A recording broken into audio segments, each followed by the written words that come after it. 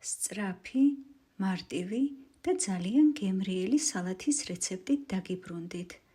დაგვჭირდება სულ რამდენიმე ინგრედიენტი და ჩვენი საზაფხულო სალათი მზად არის. სპეციალურ კორეულ სახეხზე გავხეხოთ კიტრი. კიტრის გულს არ ვიყენებთ. ასევე გავხეხოთ სახეხზე სტაფილო. არც სტაფილოს გულს ვიყენებთ.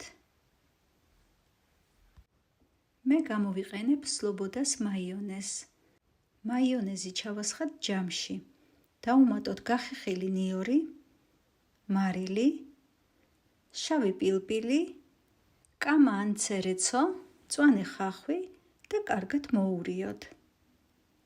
ჯამში მოვათავსოთ გახეხილი სტაფილო, გახეხილი კიტრი, ბარდა და მოვასხათ ჩვენი შეზავებული მაიონეზი.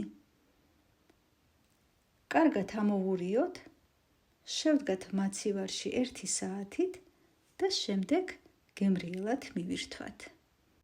მოამზადეთ და გემრიელად მიირთვით.